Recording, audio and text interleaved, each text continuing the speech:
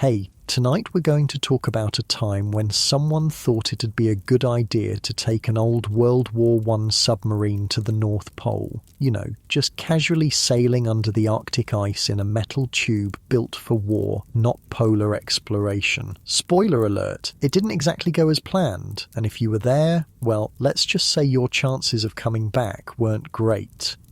If you're enjoying these bedtime stories about weird history, I'd really appreciate a like or subscribe. I'm curious where you're listening from. Drop a comment with your location and what time it is there. Is it actually bedtime? Now, find a cozy spot, take a slow deep breath and let your body sink into comfort as we journey back in time together. The year is 1931. The Great Depression is spreading worldwide. Gangsters rule American cities, and you've just signed up for what might be the craziest adventure of the century. Congratulations, you've joined Sir Hubert Wilkins on his quest to reach the North Pole in a submarine.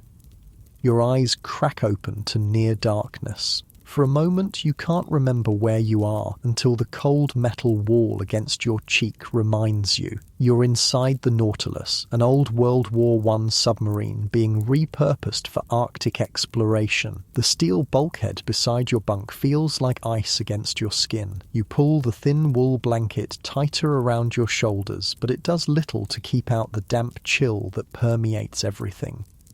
The air inside the submarine smells of oil, unwashed bodies, and the peculiar metallic tang that comes from living inside what amounts to a steel cigar tube. Your breath makes little clouds in front of your face. From somewhere nearby, you hear the constant drip of condensation falling from the ceiling. It's like living in a cold, wet cave that happens to be filled with machinery. You swing your legs over the side of your narrow bunk and wince as your bare feet touch the freezing metal floor. The space is so confined that your shoulders brush against the bunks on either side as you sit up. 20 men live in this cramped space, sleeping in shifts, because there simply isn't room for everyone to lie down at once. You're one of the lucky ones who has an actual bunk. Some of the crew sleep in hammocks, strung wherever there's space. Your stomach growls, reminding you that it's time for breakfast, though in the perpetual artificial light of the submarine, time has started to lose meaning. Days and nights blend together in the electric glow of the sparse bulbs hanging overhead. You've been at sea for weeks now, sailing from New York toward the North Pole on a mission that many called impossible, even suicidal. You pull on your clothes quickly, trying to trap what little body heat you have. The layers feel damp against your skin. Nothing ever truly dries in here. The condensation from everyone's breath collects on the cold metal walls and drips down, soaking into clothing, bedding, papers, everything. You've taken to covering your face with a handkerchief while sleeping to avoid the irritating drips falling onto your face. The submarine rocks gently, reminding you that you're still at sea, not yet under the Arctic ice where the real adventure or danger will begin. You make your way toward the galley, squeezing past other crew members in the narrow corridor. Their faces look tired, unshaven, with dark circles under their eyes. The excitement that was present when you left New York has given way to the grinding reality of life aboard this aging vessel. "Morning," grunts Peterson, the radioman, as you squeeze past him. His face is pale and slightly green. He's been seasick since you hit rough seas 2 days ago. Many of the crew have been ill. The Nautilus wasn't designed for comfort in rough waters. When the waves hit hard, she rolls alarmingly, up to 40 or 50 degrees sometimes, sending unsecured items crashing across the compartments. In the tiny galley, Cook is trying to prepare something resembling breakfast on the small electric stove. The smell of burnt coffee fills the air, a luxury you won't have much longer as supplies begin to dwindle. You accept a tin cup of the bitter brew and a plate of beans and hardtack, the unappetizing but calorie-dense food that's becoming your regular diet. Captain wants all hands on deck for an announcement after breakfast, Cook tells you as he ladles out the beans. Something about the engines.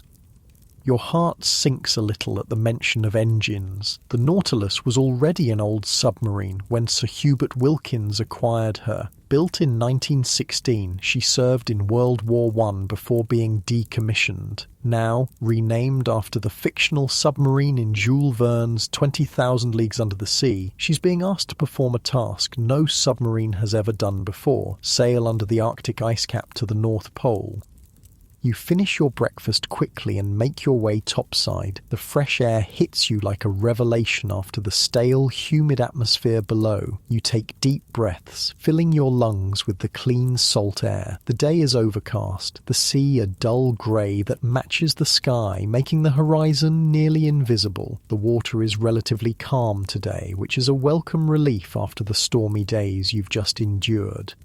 The crew assembles on the narrow deck of the Nautilus, despite the modifications made for this Arctic journey, including a special wooden superstructure with skids that should allow the submarine to slide along under the ice. She still looks essentially like what she is: a wartime vessel pressed into scientific service. Captain Dannenhauer, a veteran submarine commander, emerges from the conning tower. His weathered face is serious as he surveys the assembled crew. Beside him stands Sir Hubert Wilkins himself, the Australian explorer who dreamed up this audacious expedition. At 43, Wilkins is already famous for his Arctic and Antarctic explorations by air. He was the first to fly across the Arctic Ocean from Alaska to Spitsbergen, Norway. Now he wants to go under the ice. Men, Captain Dannenhauer begins, his voice carrying across the deck despite the wind. I won't sugarcoat this. We're having engine troubles. Both the port and starboard engines are experiencing failures. The engineers are working on it, but we're dead in the water for now. A murmur runs through the crew. This isn't the first mechanical problem you've encountered, but it's potentially the most serious. Without functioning engines, the Nautilus is at the mercy of the Atlantic's whims. Sir Hubert steps forward. Despite the circumstances, his eyes still hold that gleam of excitement and determination that convinced so many of you to join this expedition in the first place. I've sent out our coordinates, he says. Help will come. This is a setback, yes, but not the end of our journey. Remember why we're here, not just to reach the North Pole, but to conduct valuable scientific research that could change our understanding of the Arctic and its influence on global weather patterns. You notice some of the crew exchanging skeptical glances. The scientific mission is real enough. The Nautilus carries equipment for taking ocean depth soundings, measuring water temperature and salinity, studying marine life, and more. But for many of you, it was the adventure that drew you in, the chance to be part of history. Hours pass with the submarine drifting. The engineers work feverishly on the engines, but with limited parts and tools, there's only so much they can do. By midday, a distress signal has been sent out, and you're waiting to see if any vessels are close enough to render aid. The mood on board grows tense. You help where you can, but mostly there's just waiting. You find yourself on deck again, watching the endless grey sea and trying not to think about what happens if no help comes. You've been at sea long enough to know how vast and empty the Atlantic can be. Just when despair is beginning to set in, a lookout spots smoke on the horizon. Within the hour, you can make out the form of a ship approaching. It's the USS Wyoming, an American battleship on a training mission. The relief among the crew is palpable as the massive warship draws alongside your crippled submarine. The rescue isn't dignified. The Wyoming takes the Nautilus in tow like a parent dragging a reluctant child. Your pride takes a hit as the submarine is pulled across the Atlantic, but at least you're moving again, heading toward Ireland where repairs can be made. The towing process is rough. The submarine jerks and strains at the tow line, making life below deck even more uncomfortable. Sleep becomes nearly impossible as the vessel creaks and groans. Meals are reduced to cold rations because using the stove in these conditions is too dangerous. For days, this continues. Your body aches from constantly bracing yourself against the submarine's erratic movements. The damp cold seeps deeper into your bones. Minor injuries, cuts, bruises, sprains become common as crew members are thrown against equipment or bulkheads during particularly violent jerks. When you finally reach Queenstown Island, the relief is overwhelming. The submarine is taken to a shipyard where assessments can be made and repairs begun. For the first time in weeks, you set foot on solid ground again. Your legs feel strange, still expecting the constant motion of the sea. You and several other crew members immediately head for the nearest pub, desperate for a hot meal and a drink that isn't stale water or burnt coffee. The repairs take longer than anyone anticipated. Days stretch into weeks. Some essential parts need to be specially manufactured and shipped from the United States. Each delay pushes your schedule further back, eating into the narrow window of summer weather, when an Arctic expedition might have the best chance of success. During this time, some crew members begin to question the wisdom of continuing. You overhear whispered conversations about the age of the submarine, the mounting mechanical problems, the dangers that await in the Arctic. A few even speak of leaving the expedition, but a mixture of pride, loyalty to Sir Hubert, and the contracts you've all signed keeps the crew largely intact. Sir Hubert remains undeterred. He uses the time in port to give interviews to newspapers, promoting the expedition and securing additional funding. The Nautilus expedition has captured the public's imagination, with regular reports appearing in William Randolph Hearst's newspapers across America. Sir Hubert's vision of submarines as tools for Arctic exploration, opening up new realms of scientific discovery and potentially new shipping routes, is compelling. But you can't help wondering if the reality will match the dream. Finally, after more than a month of repairs, the Nautilus is deemed seaworthy again. The journey resumes, this time heading for Bergen, Norway, where you'll meet up with the scientific team and take on additional equipment before heading into Arctic waters. The crossing to Norway is thankfully uneventful. The repaired engines perform adequately, though the engineers keep a constant watch. The weather is mild, allowing for smooth sailing. For the first time since leaving New York, life aboard the Nautilus falls into a comfortable routine.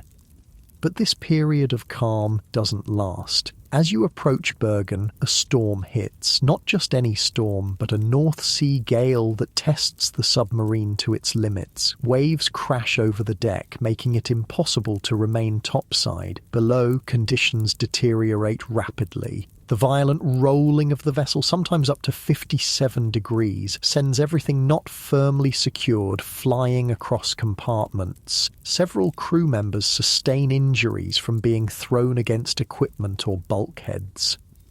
The storm seems endless. Hour after hour, the Nautilus is tossed like a toy in the massive waves. Water begins to leak in through hatches and seals that weren't designed to withstand this kind of punishment. Crew members form bucket brigades, passing containers of seawater hand to hand to be emptied into the bilges where pumps can remove it. You work until your arms ache, scooping water and passing buckets, all while trying to keep your footing on the tilting, slippery floor. The air grows even more damp and cold. Exhaustion pulls at you, but stopping isn't an option. If too much water gets in, the submarine could sink. Just when it seems things couldn't get worse, one of the pumps fails. Panic flickers across faces as water begins to rise faster in the affected compartment. The chief engineer, face streaked with oil and sweat, works frantically to repair the pump while others double their efforts with the remaining equipment. Through sheer determination and ingenuity, the crew keeps the Nautilus afloat until the storm finally passes. When you limp into Bergen Harbour, the submarine is a sorry sight, battered, leaking, and listing slightly to one side, but you've made it. In Bergen, a surprise awaits. Naval inspectors come aboard to assess the Nautilus's condition before she heads into Arctic waters. Their verdict is sobering. A Norwegian submarine expert, Captain Funk Nelson, examines the vessel thoroughly and later tells his colleague Harold Sverdrup, who will be joining you as the chief scientist, "I would never have sent my crews on board this submarine." This assessment sends a chill through the crew that has nothing to do with the Norwegian weather. But once again, Sir Hubert's determination prevails. Repairs are made, scientific equipment is loaded, and the final preparations for the Arctic journey begin. The scientific team comes aboard, bringing with them specialised instruments and equipment. Among them is Harold Sverdrup, an acknowledged expert in oceanography who will be leading the scientific aspects of the expedition. His presence adds credibility to the venture, though you notice he eyes the submarine's conditions with barely concealed concern. Despite all the setbacks, there's a renewed sense of purpose as you leave Bergen. The real adventure is about to begin. The Nautilus sets course for Spitsbergen, the northernmost point from which you'll launch the attempt to reach the North Pole. The journey to Spitsbergen is cold but manageable. As you move further north, the temperature inside the submarine drops steadily. Condensation becomes an even bigger problem, with moisture freezing on metal surfaces. You and the other crew members take to wearing multiple layers of clothing at all times and sleeping fully dressed. The lack of proper heating in the submarine becomes increasingly apparent. The Nautilus was never designed for Arctic conditions. There's no insulation in the hull, making it essentially like living inside a refrigerator. Your hands grow stiff with cold, making every task more difficult. Simple things like writing in your journal or maintaining equipment become challenges when your fingers won't cooperate.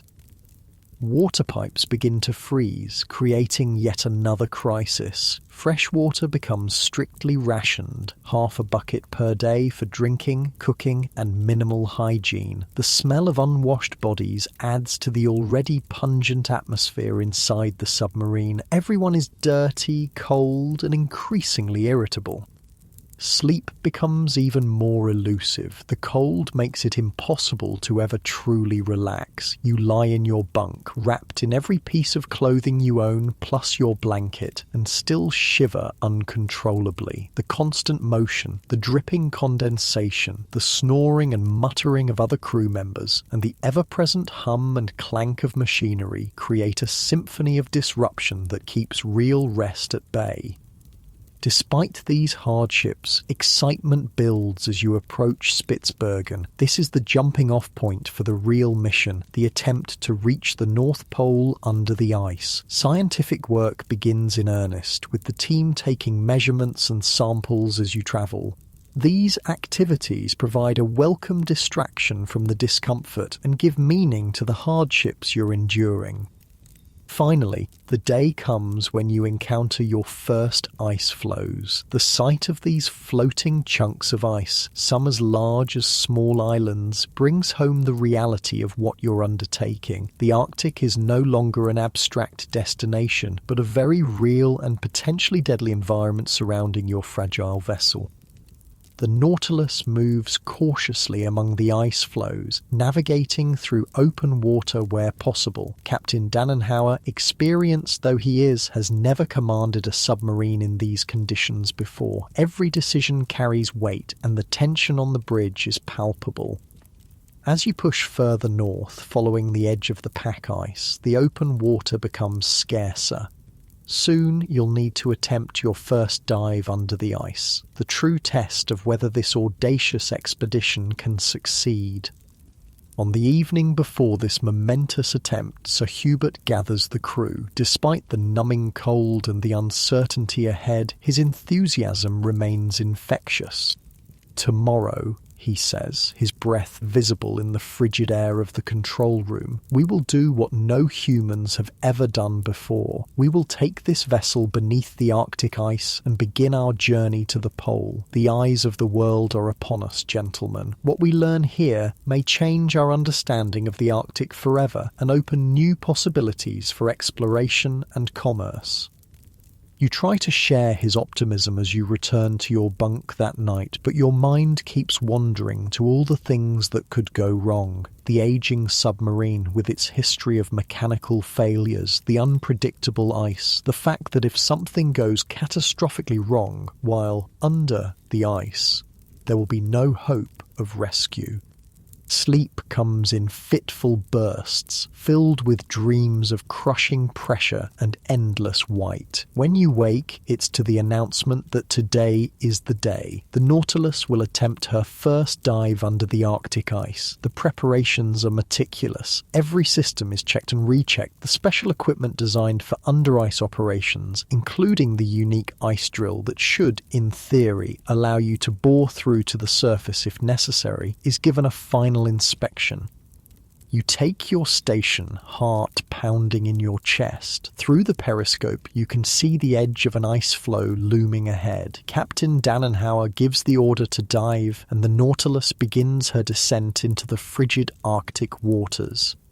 Your ears pop as the pressure changes. The submarine tilts forward slightly as the ballast tanks fill with water. The familiar sounds of the vessel change subtly as you submerge. There's a moment of eerie quiet, then a new sound begins, the scraping of ice against the hull above you. It's a terrifying noise, like giant fingernails dragging across the submarine's skin. The sound resonates through the metal, making it impossible to ignore. Everyone freezes, eyes darting upward as if they could see through the hull to the ice above. "Normal," Captain Dannenhauer says calmly, though you notice his knuckles are white where he grips the control panel. "Just the ice making contact with our superstructure." The scraping continues as the Nautilus moves forward under the ice. Minutes stretch into what feels like hours as you push deeper into territory no submarine has ever entered before. The tension is thick enough to cut with a knife. Then, suddenly, disaster strikes. The submarine lurches violently, throwing several crew members to the floor. Warning lights flash on the control panel. Something is wrong with the steering system.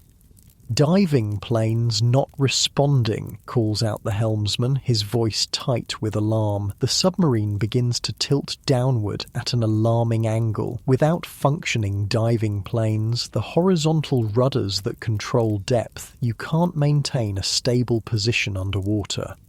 The Nautilus could plummet to crushing depths or rise uncontrollably to slam into the ice above.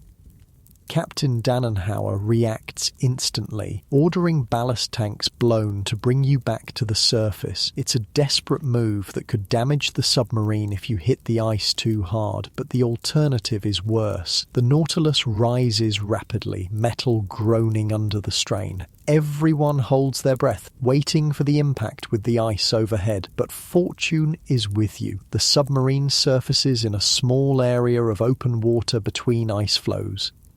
On the surface, an inspection reveals the worst. The diving planes at the stern of the submarine are completely gone. Whether they were torn off by ice or lost earlier in the journey is unclear, but the result is the same. Without them, controlled underwater navigation is impossible, especially under ice. The mood aboard the Nautilus turns somber as the reality sinks in. The expedition as originally conceived to travel under the ice to the North Pole can no longer be accomplished. The submarine simply cannot function safely in these conditions without its diving planes.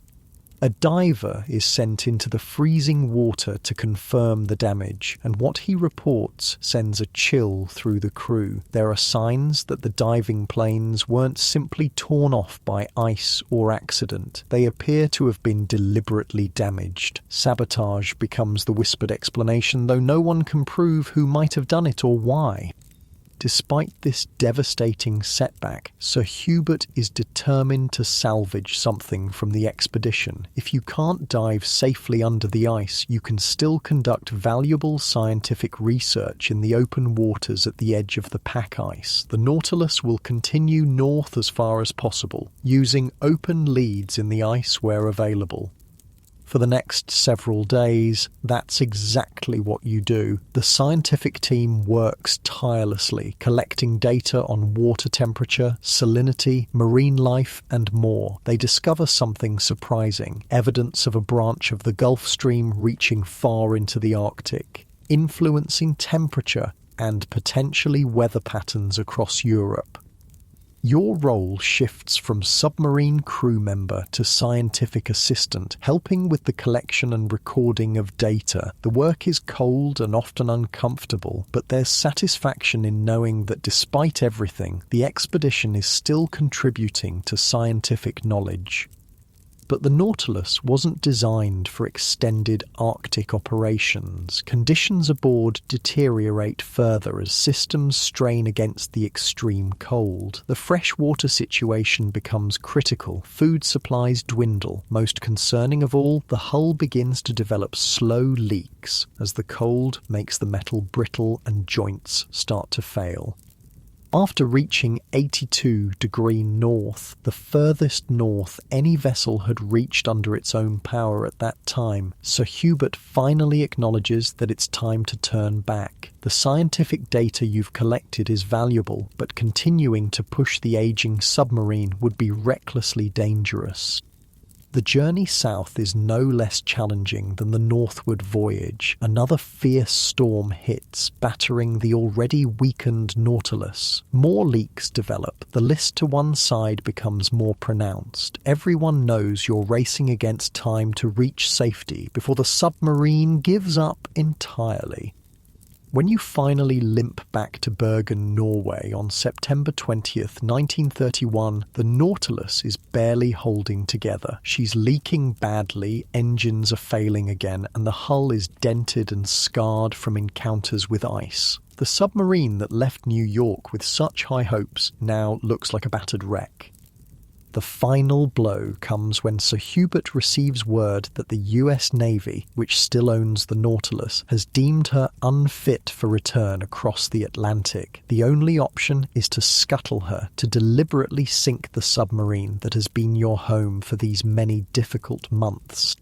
On November 20th, 1931, the Nautilus is towed out into the Byfjord near Bergen, with a small crew aboard to open valves and prepare her for her final journey. The submarine that dared to challenge the Arctic slips beneath the waves for the last time, coming to rest on the seabed 1,138 feet below. As you watch from the deck of the towing vessel, a mixture of emotions washes over you. Disappointment at not achieving the expedition's primary goal, pride in what you did accomplish despite overwhelming obstacles, relief at having survived, and a strange sadness at seeing the Nautilus go, despite all the discomfort and danger she represented. Sir Hubert remains optimistic to the end. This was just the beginning, he tells you and the other crew members. What we've learned will pave the way for future expeditions. Someday, a submarine will reach the North Pole. He's right, though none of you will live to see it. 27 years later, in 1958, the USS Nautilus, a modern nuclear submarine named in honor of your vessel, will complete the journey you attempted, passing beneath the North Pole and fulfilling Sir Hubert's vision. As you drift off to sleep that night, in a real bed on solid ground for the first time in months, you reflect on the adventure you've just experienced, the bitter cold that never let you forget you were in the Arctic, the constant dampness that soaked into everything, the mechanical failures and storms that nearly claimed your lives multiple times, the cramped conditions and meagre rations, the fear and uncertainty of pushing into unknown territory. It was an ordeal that tested the limits of human endurance, and one that you somehow survived when many thought you wouldn't. Your eyelids grow heavy as your tired body finally relaxes into true rest, free from the cold, the damp, and the constant motion of the sea. Your breathing slows, matching the gentle rhythm of the waves you can hear through your window. The Arctic adventure is over, but the memories of ice scraping against metal, of condensation dripping from every surface, of huddling for warmth in a frozen steel tube, will stay with you forever. As sleep claims you at last, you drift away not on stormy seas, but on dreams of icebergs glittering in the Arctic sun and the endless white expanse that still waits to be explored. The morning light seeps through your window, and for a moment you're disoriented. The bed doesn't sway, the air doesn't smell of engine oil and unwashed bodies. Then you remember, you're in a small Norwegian boarding house. The Nautilus expedition is over, but the experience has marked you in ways you're only beginning to understand. You stretch your arms without hitting a bulkhead or another crew member, a simple luxury that now feels miraculous. Your joints ache from months of cold and damp, and your hands are rough from rope burns and frostbite. Your skin still carries the pallor of someone who spent too long away from sunlight. You catch your reflection in a small mirror on the wall and barely recognize yourself. Your face is gaunt, your eyes deeper set than before. The Arctic has taken something from you that you may never get back. After washing with hot water, another forgotten luxury, you dress and head down to a small cafe where you've agreed to meet Harald Sverdrup, the Norwegian oceanographer who joined the expedition in Bergen. Despite the failure to reach the North Pole, Sverdrup is eager to discuss the scientific findings that did come out of your journey. You find him at a corner table, papers spread out before him, scribbling notes with intense concentration. He looks up when you approach, his weathered face breaking into a smile. "Ah, there you are," he says, gesturing to the chair across from him. "I've been analysing our readings. The data we collected about the Gulf Stream is quite remarkable. We've proven that a branch of it reaches much farther north than previously thought." You nod, remembering the days spent working with the Nansen bottles, special containers that could be lowered into the ocean to collect water samples from specific depths. You would drop a weight down the line that would hit the bottle, flip it upside down, and seal it shut, trapping water from that exact depth. It was precision work made nearly impossible by fingers numb with cold and a submarine that never stopped moving.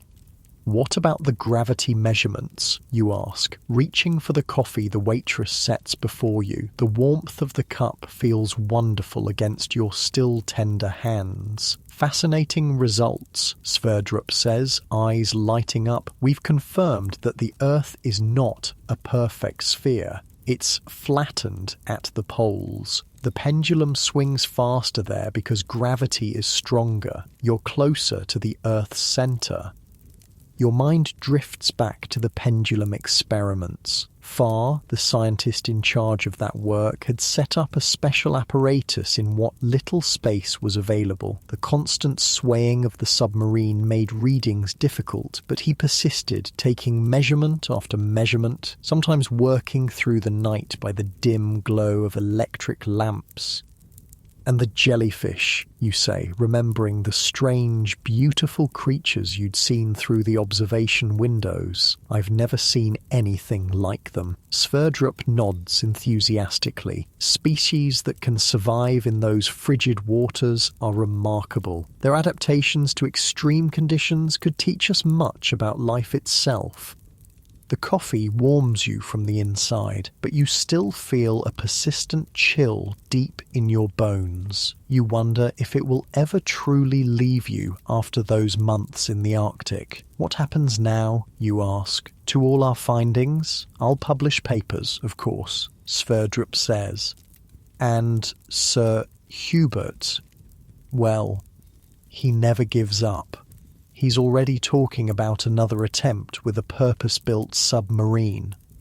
You're not surprised. Despite everything, the mechanical failures, the storms, the sabotage, the bitter conditions, Wilkins maintained his vision throughout. His belief in submarines as tools for Arctic exploration never wavered, even when reality seemed determined to prove him wrong.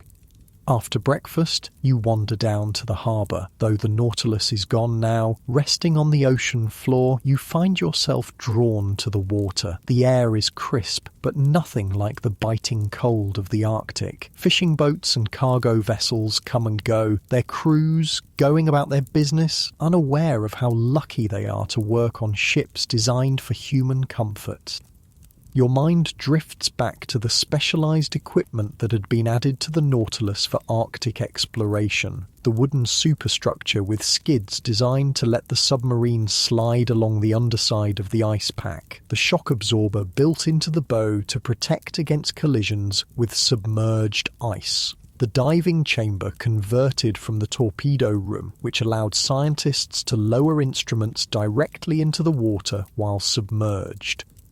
Most ambitious of all was the ice drill, a device meant to bore through the ice above the submarine to create an air hole if you became trapped. You had tested it only once, on land before departing, and it had failed spectacularly, getting stuck in a block of ice until someone helped it along with a hammer. Yet somehow that obvious warning sign had been ignored in the rush to begin the expedition. You find a bench overlooking the fjord and sit, letting the normal sounds of a working harbour wash over you. How different from the constant mechanical hum and clank that formed the soundtrack of your life aboard the Nautilus. There, every sound mattered. A change in pitch or rhythm could signal a new problem developing, another system on the verge of failure. Life aboard the submarine returns to you in vivid flashes. The control room, where Captain Dannenhauer would stand for hours, faced tense with concentration as he navigated through treacherous waters. The engine room, always too hot compared to the freezing rest of the vessel, where engineers worked ceaselessly to keep the temperamental machinery running. The tiny galley where meals were prepared on a small portable stove because the electric range had short-circuited early in the journey. You remember the routines that structured your days, the watch rotations that meant someone was always awake, monitoring vital systems, the constant battle against moisture, wiping down surfaces, trying to keep equipment dry, hanging up wet clothes in the vain hope they might dry. The rationing of fresh water, counting each precious drop. And there were the people, 20 men crammed into a space designed for military efficiency, not comfort or privacy. You came to know everything about them, their breathing patterns, their snores, their personal habits, both endearing and annoying. Some names and faces float to the surface of your memory more clearly than others. There was Johnson, the engineer who could fix almost anything with wire and determination, who sang old sea shanties under his breath as he worked. Peters, the quiet scientist who collected specimens of plankton and could speak for hours about the tiny organisms most people never even notice. Williams, the young sailor on his first major voyage, whose initial excitement had gradually given way to a hollow-eyed exhaustion. And of course, there was Sir Hubert himself. Unlike many expedition leaders who commanded from a distance, Wilkins was always in the thick of things. He helped with repairs, assisted with scientific measurements, and took his turn at the mundane chores that kept the submarine functioning. His enthusiasm never flagged, even as setback after setback piled up. When you were all near breaking point, cold, exhausted, and disheartened, his unwavering belief in the mission somehow kept everyone going. You recall one particular night when morale had hit a dangerous low. It was after discovering the diving planes were missing, when the primary goal of the expedition seemed impossible. The submarine was anchored in a small lead of open water surrounded by ice. Most of the crew sat in gloomy silence, the weight of failure hanging heavy in the air. Wilkins had gathered everyone in the cramped mess area and unfolded a map of the Arctic. "Gentlemen," he'd said, his Australian accent more pronounced than usual, "we may not reach the pole this time, but look at where we are." His finger traced the route you'd taken. "No submarine has ever come this far north. The data we're collecting is unprecedented. What we learn here will make it possible for others to succeed where we've had to turn back."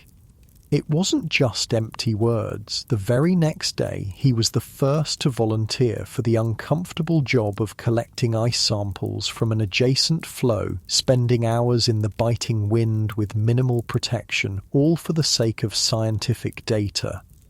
Now, sitting in the Norwegian sunshine, you wonder what will become of Wilkins and his dream. History tends to remember successes, not noble failures. Will anyone recall this attempt 20 years from now, or will it be just another forgotten footnote in the long story of polar exploration?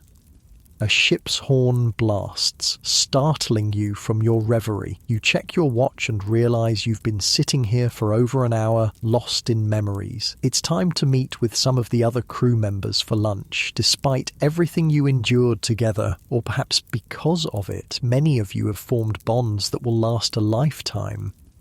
The small restaurant is already half full when you arrive. 4 of your crewmates have claimed a corner table. Williams waves you over, looking healthier than he has in months. Some colour has returned to his face, and he's gained back a little of the weight he lost during the expedition. "There he is," calls Johnson, raising a glass in your direction. The man who kept the radio working when everything else was failing.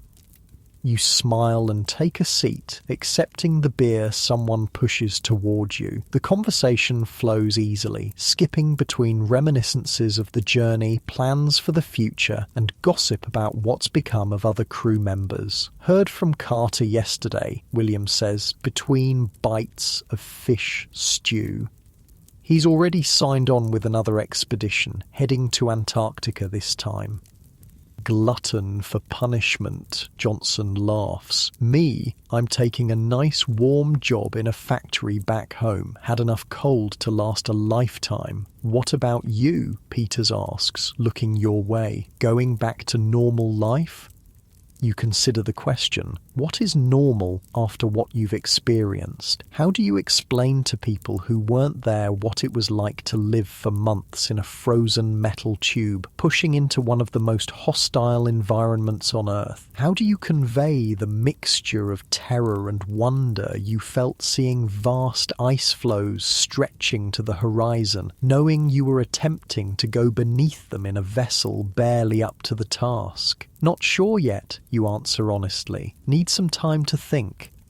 The others nod in understanding. Each of you is processing the expedition in your own way, trying to make sense of what you've been through. As lunch continues, the conversation turns to some of the stranger moments from your journey. The time the cook tried to make a birthday cake using powdered eggs and stale flour, producing something with the consistency of a brick. The ghostly sounds of ice creaking against the hull that kept everyone awake for 3 nights straight. The surreal beauty of the midnight sun reflecting off ice floes, creating a landscape that seemed to belong to another world entirely. "Remember when we thought we saw a polar bear?" Williams says, grinning, "and it turned out to be just a strangely shaped chunk of ice? Or when the captain's logbook froze solid and he had to thaw it over a lamp before he could write in it?" adds Johnson. You all laugh, the shared memories creating a warmth that has nothing to do with the temperature of the room. These are stories that only the 20 of you will ever truly understand, experiences that have marked you as different from those who stayed home.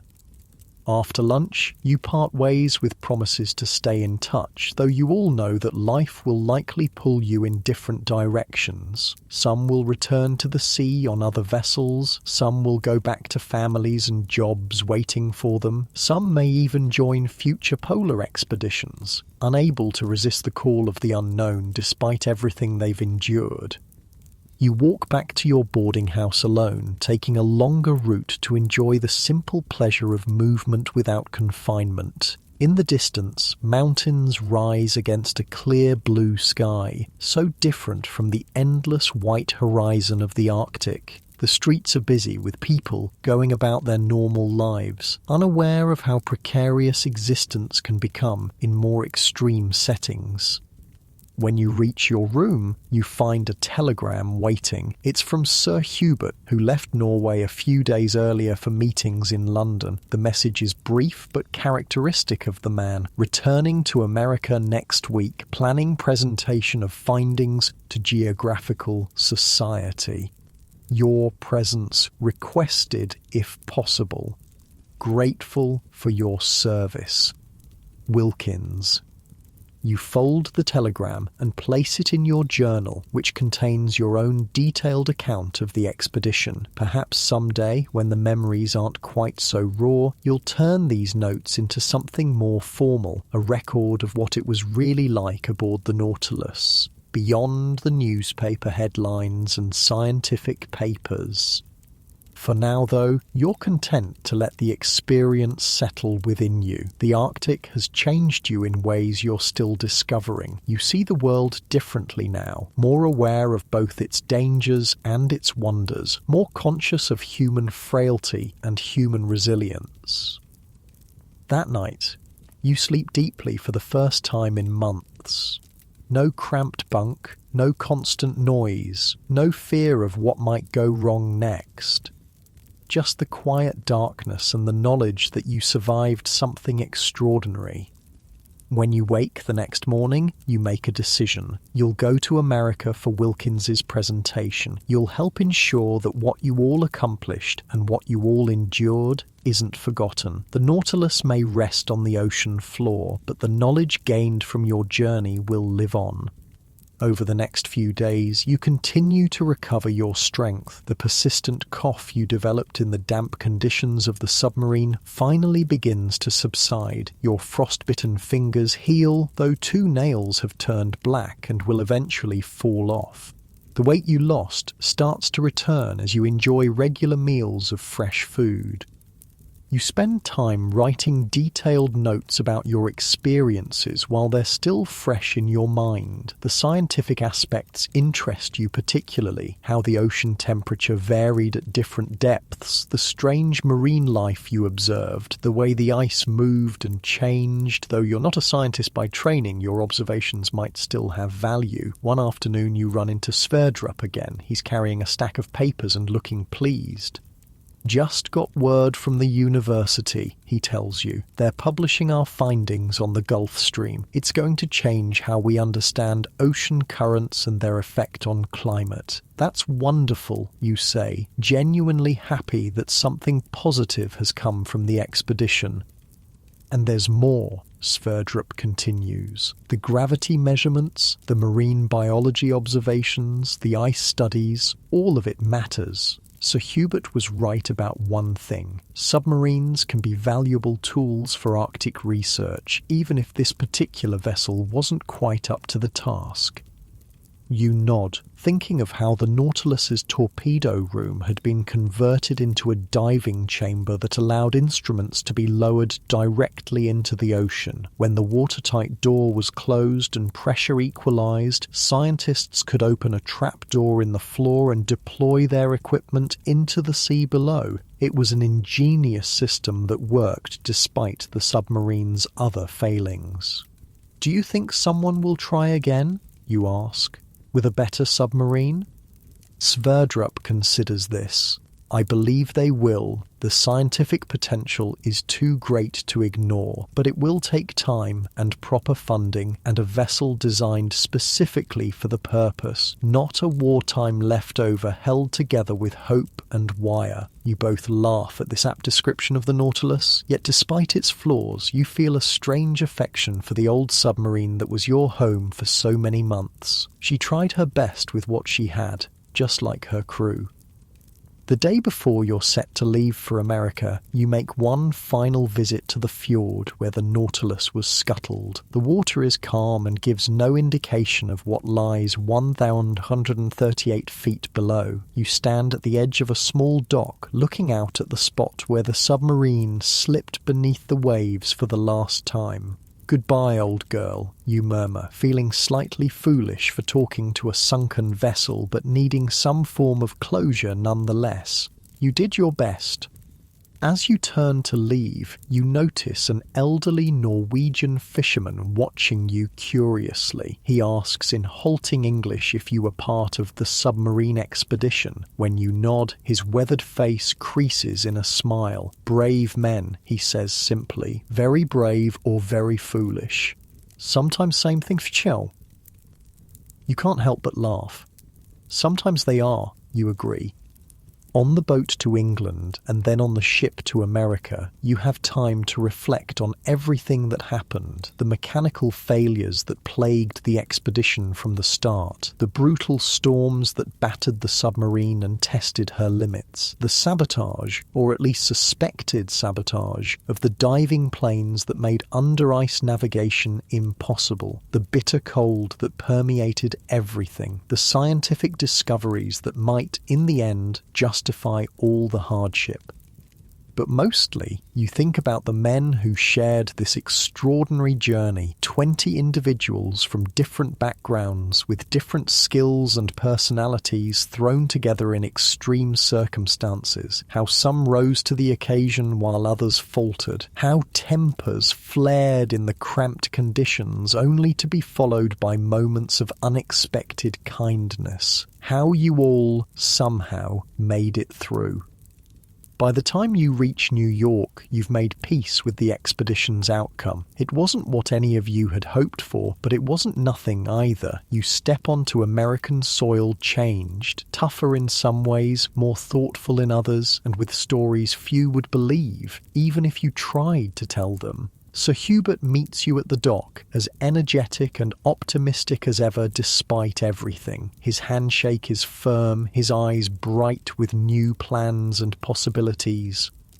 "Already working on the next attempt," he tells you as you walk together toward waiting cars. A proper submarine this time, built for Arctic conditions, air conditioning, better insulation, more reliable engines. You listen, admiring his persistence, even as you wonder if you would ever willingly return to the ice. Perhaps not, but someone will. That's the nature of exploration. Each attempt, successful or not, paves the way for the next.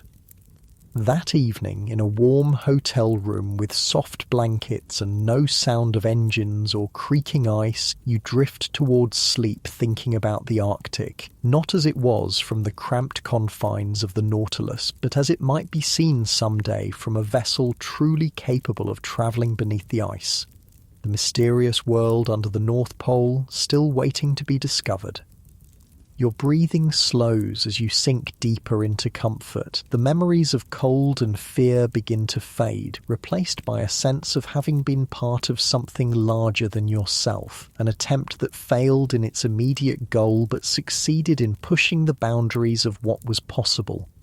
As sleep claims you, your last conscious thought is that someday someone will reach the North Pole by submarine, and when they do, perhaps they'll remember the Nautilus and her crew who dared to try when no one else would. You wouldn't have survived the North Pole in a World War I submarine, but you survived the attempt, and sometimes that's victory enough. New York City in 1931 feels like a different world compared to the silent white expanses of the Arctic. The city pulses with energy despite the Great Depression that has left so many without work. As you step into the Grand Hall of the American Geographical Society, the contrast between this elegant space and the cramped, freezing interior of the Nautilus strikes you physically. Your body still hasn't fully readjusted to life on land. You find yourself unconsciously bracing for a roll or pitch that never comes, your hand reaching out to steady yourself against movement that isn't there. You adjust your borrowed suit jacket, uncomfortable in formal clothes after months in layers of practical, often damp wool. Your hands, still rough and marked with lingering frostbite scars, feel out of place, holding the delicate champagne flute a waiter has pressed upon you. Several other crew members stand nearby, looking equally uncomfortable in their finery. Only Sir Hubert Wilkins seems completely at ease, moving through the crowd of academics, wealthy patrons, and journalists with the confidence of someone accustomed to such gatherings. "There you are," comes a voice behind you. You turn to find Harold Sverdrup, the oceanographer, his face more relaxed than you ever saw it during the expedition. "Sir Hubert wants us all near the stage in 5 minutes. The presentation is about to begin." You nod and make your way through the crowd, noticing how people glance at you and the other crew members with a mixture of curiosity and respect. To them, you are adventurers who braved the unknown. They can't see the terror you felt when the submarine rolled 57 degrees in a storm, or the slow misery of never being truly warm for months on end, or the moment when you realised the diving planes were gone and with them any hope of reaching the pole. Sir Hubert has spared no expense for this presentation. The stage is set with large photographs of the Arctic, the Nautilus, and the crew at work. A projector is ready to show motion pictures taken during the expedition. There's even a detailed model of the submarine, complete with the modifications made for Arctic exploration. The wooden superstructure with its skids, the special ice drill, the diving chamber. The lights dim and Sir Hubert steps to the podium. Even now, months after the expedition's end, his enthusiasm remains undimmed. He speaks of the journey not as a failure, but as a pioneering effort that will pave the way for future submarine exploration of the Arctic. He describes the scientific discoveries, the unexpected branch of the Gulf Stream, the gravity measurements that help prove the Earth is flattened at the poles, the marine life found in waters few have ever studied. As he talks, your mind drifts back to specific moments aboard the Nautilus that few in this elegant audience could comprehend. The daily fight against condensation, with moisture constantly dripping from every surface. The way sound travelled through the submarine's metal hull, so that you could hear someone snoring 3 compartments away, but couldn't make out the words of the person sitting next to you when the engines were running. The strange isolation of being in one of the most remote places on Earth, yet never having a moment of true privacy or solitude. You remember the rhythms of daily life aboard the submarine that became second nature over time, the watch rotations that meant someone was always awake, monitoring vital systems, the careful choreography required for 20 men to move through spaces designed for far fewer, the constant need to conserve water, heat, energy, food. Sir Hubert introduces each crew member, calling you up one by one to acknowledge your contributions. When your name is called, you walk to the stage, momentarily blinded by flashbulbs as photographers capture the moment for newspapers. You shake Sir Hubert's hand, managing a smile for the cameras, before returning to your place. As the presentation continues, Sir Hubert shows motion pictures of the expedition. The footage is grainy and jumps in places, but it captures moments that transport you immediately back to the Arctic. There's the Nautilus pushing through floating ice, her deck awash with spray. There's Williams and Johnson working to repair equipment on the open deck, their breath visible in the frigid air. There you are, helping to lower a scientific instrument through the diving chamber, your face tense with concentration. The audience gasps at scenes they find dramatic or beautiful. The midnight sun casting an otherworldly glow over ice floes, the submarine partially submerged under the edge of the pack ice. But what they're seeing is sanitized, romanticized. The camera doesn't capture the bone-deep cold that made every task twice as difficult. It doesn't show the fear in everyone's eyes when the storm hit and water started coming in faster than the pumps could remove it. It doesn't convey the creeping claustrophobia of spending months in a space where you couldn't stand fully upright without hitting your head. After the formal presentation, there's a reception where patrons and scientists can speak directly with expedition members. You find yourself surrounded by people eager to hear about your experiences, but struggling to find words that will make them understand. "What was the most difficult part?" asks a woman in an expensive dress, diamonds glittering at her throat. How do you answer that? The constant cold, the mechanical failures, the knowledge that you were hundreds of miles from any possible rescue, the moment when you realized someone may have deliberately sabotaged the diving planes. Everything was challenging in its own way, you finally say. But I think it was the unpredictability. We never knew what would happen next, what would break, what the weather would do, what we might find beneath the ice.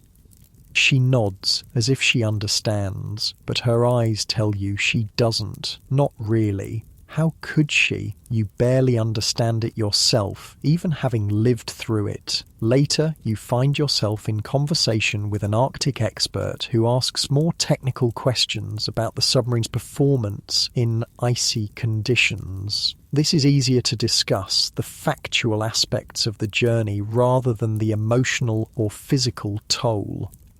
The Nautilus was never designed for Arctic exploration, you explain. She was a World War I submarine built for combat, not scientific research. We modified her as best we could, but she wasn't ideal for what we were trying to do. And the ice drill? He asks. I understand it was meant to create air holes if you became trapped under the ice. You can't help but laugh. Yes, that was the theory, but we never got to properly test it in actual Arctic conditions. During our one test on land before the expedition, it got stuck in the ice block and someone had to free it with a hammer. Not very encouraging when you're betting your life on a piece of equipment. The scientist's eyes widen slightly. And yet you still went.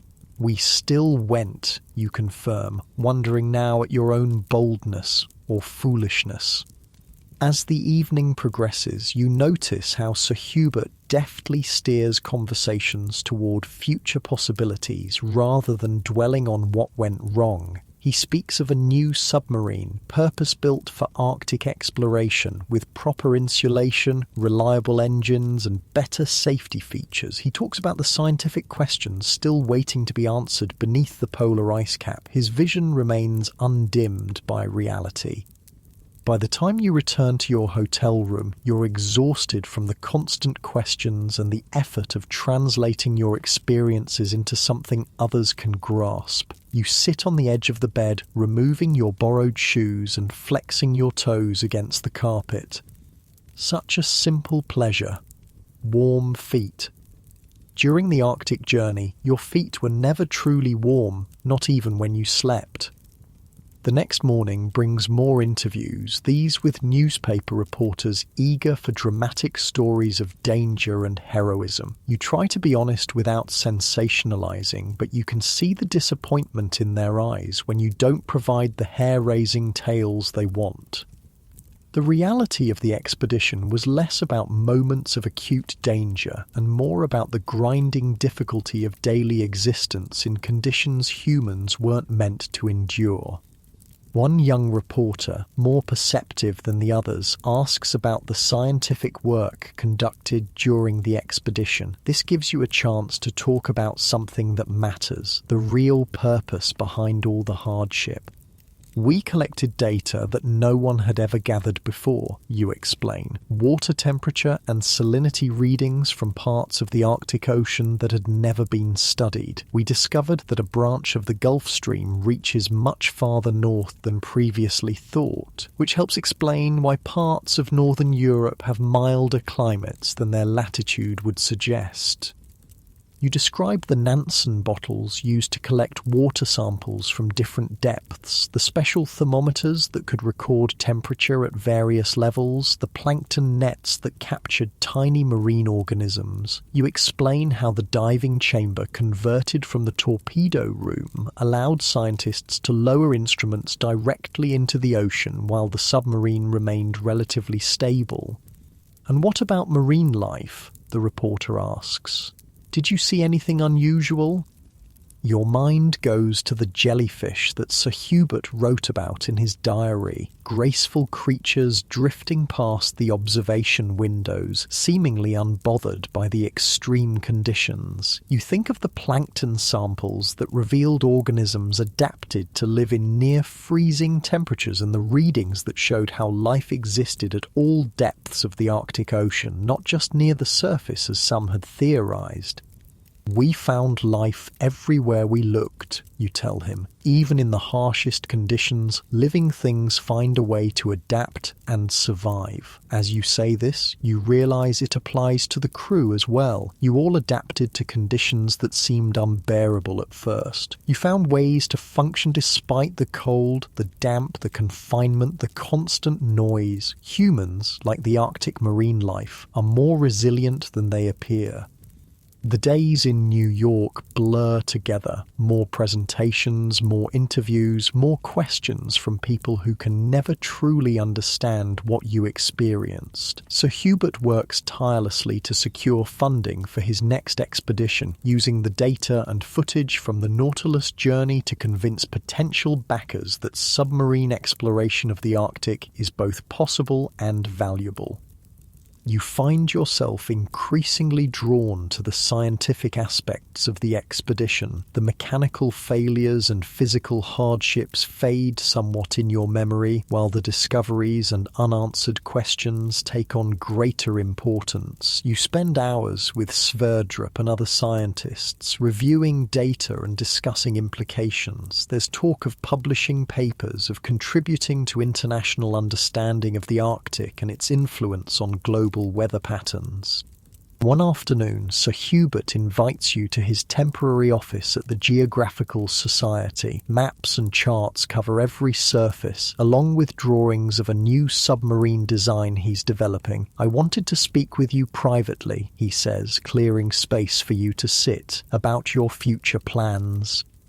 You realise you haven't thought much beyond the immediate aftermath of the expedition. Before joining the Nautilus, you had been working as a radio operator on merchant vessels. That life seems distant now, almost belonging to another person. "I'm planning another expedition," Sir Hubert continues. "Not immediately. It will take time to secure funding and build a proper submarine, but when I go, I'd like you to come with me." The offer takes you by surprise. Despite everything you endured on the Nautilus, despite the danger and discomfort and ultimate failure to reach the pole, Sir Hubert believes you would willingly do it again. "You don't have to decide now," he adds, seeing your hesitation. "Just know that there will be a place for you. You proved yourself out there, kept the communications working when everything else was failing, helped with the scientific work, never lost your nerve, even when things were at their worst."